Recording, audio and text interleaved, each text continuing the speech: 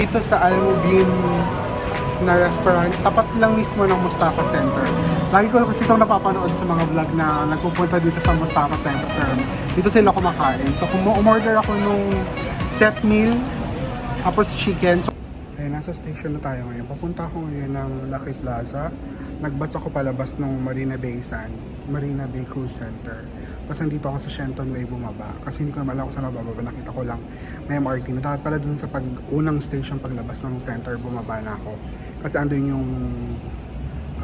yung bonggang train na isang ride lang. Pero ito, since nandito ako sa Shenton Way, bababa ako ng Napier, from Napier, papunta ng Orchard, tapos more lakad. Mga 70 meters lang daw, papunta doon sa Lucky Plaza.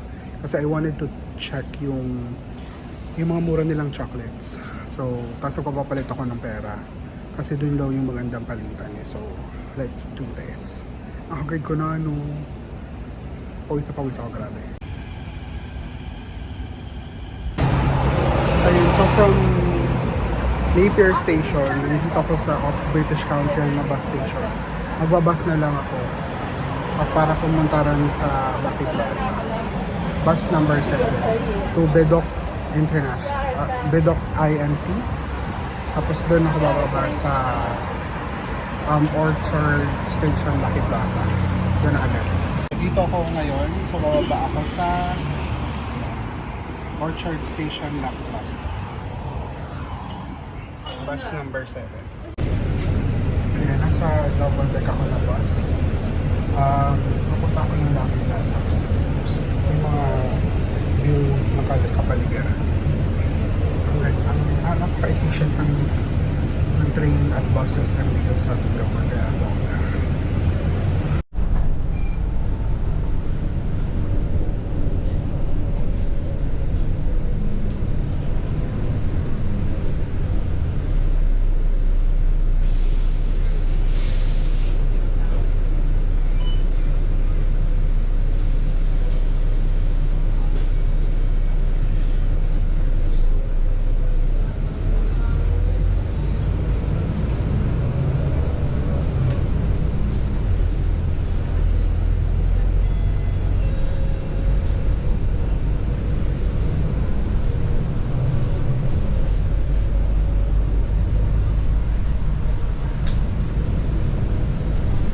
Ayan, nandito na ako sa Lucky Plaza.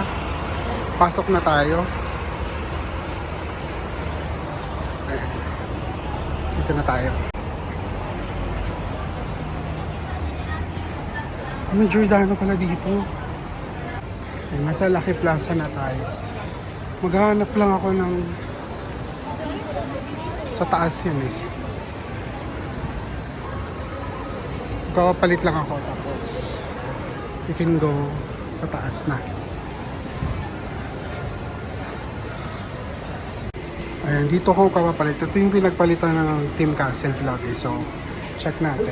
Andito tayo sa Money Changer Rabbit Trader. Ayan, nakapagpapalit na tayo. $1.33 yung palitan nila. Mas mataas kasi dun sa hotel $1.30, sa airport $1.29. So akit tayo para dun sa bilihan ng mga may Pinoy store dito. Pauwi na ako, hindi ko namin. Puro Pinoy shop dito. Ang daming puro Pinoy. Iloilo, Kabalin, lahat. Puro Pilipino. Store nakakatawa. Ay, natatanong ko na yung value dollar dito. So yun lang talaga yung pinuntahan natin dito sa Lucky Plaza. Bilihan ng mga... Yun lang talaga yung pinuntahan ko dito sa Lucky Plaza. Bilihan ng mga chocolates. Kung mura ba or something, nandito na tayo. Hindi ko alam kung ilang floor na to. 6th floor pala. Ayun. Ayun siya. Wait. Ito na yung value dollar. So dito tayo bibili. Makikita nyo na ang mura dito. So go. Let's do this. Ayan. Haggard na ako. Pero we're here at value dollar store. So bibili tayo. Tanong lang muna natin. Good morning po. Pwede pong mag-card mo? Next lang. Nets lang. Cash po talaga. So hindi daw pwede mag-card. Kailangan tayo mag-cash or nets.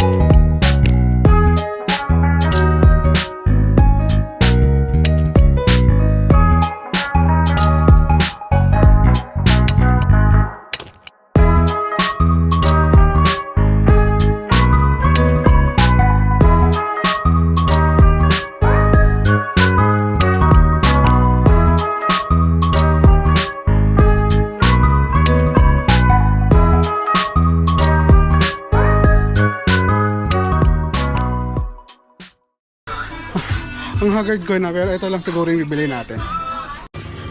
Ang dahil ko nakapamili, ito lahat, atin ang dami niyan. 1.8 lang siya, bali $42. So, bongga. Perfect. Ayan, wala pa akong 1 hour sa Lucky Plaza. Nakabili na ako ng mga chocolates. So, about $42-$43 Singaporean. So, lalagay ko yung total price dito. Tapos cash lang ang tinatanggap nila, tsaka nets card. Wala naman akong nets. So, cash lang, kaya hindi ka rin makakabili masyado. Ngayon, nasa bus station na tayo ulit. Yung mismong tapat lang ng Lucky Plaza para mag-bus papunta ng Mustafa Center. Yan. Doon naman tayo bilhin ng iba pang mga pasalubong. Haggard ko na, ano? Birthday ko ngayon. Pinahihirap ko sa sarili ko. Ewan ko ba? Update lang pala. Nakakatuwa dito sa Lucky Plaza. Parang ang daing Pilipino. Tapos sa baba merong PNB na bangko. Maraming lugar, nakalagay talaga Ilonggo, Kabalen, kasi mga Pilipinong lugar talaga. Kaya pala, nung sinabi ko rin sa cruise na magla-Lucky Plaza ako, parang isa sa mga waiter nila, hindi, katabi kong table na Singaporean. Sabi niya, oh, the Filipino Mall. Yun yung tawag ni ate. Sabi ko, bakit? Tapos nung pagpunta ko, as in talaga nakita mo Tagalog. May mga bilihan ng mga alahas nakalagay, hulugan, zero interest. Mga ganun, tapos ang daing padala. Yung pera padala eme-eme. So, I think that's what Lucky Mall Plaza is really. So, saya. Ang daing Pinoy. And we're now heading to Mustafa Center. Double deck to pero sa baba lang kasi. Dahil ang bigat masyado. Nandito tayo ngayon sa Little India para pumunta ng Mustafa Center. And this is how it looks. Sobrang busy. Literal na lahat mabibili mo dito. Kaya lang di tayo sa first floor, di tayo sa taas. Diyan yung mga... Di tayo sa taas. Ito yung mga may mga t-shirt din pala sa baba.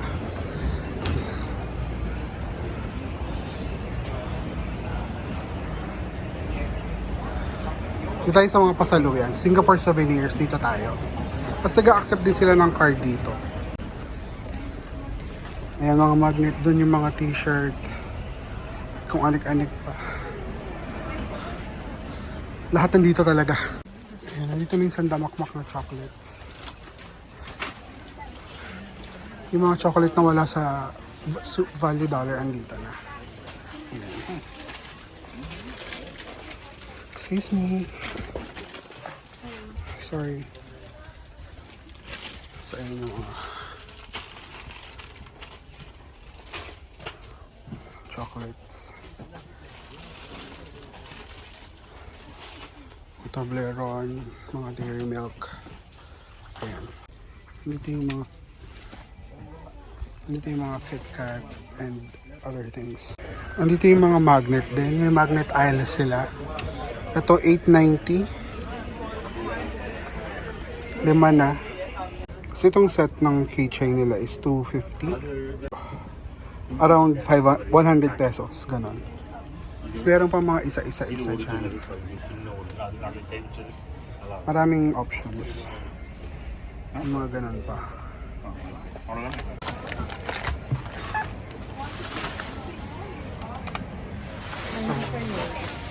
95. Ayun, dun sa souvenirs and t-shirts and stuff. Naka $95 ako, so that's about 4,000 pesos. So tignan pa natin kung may bibili pa tayo.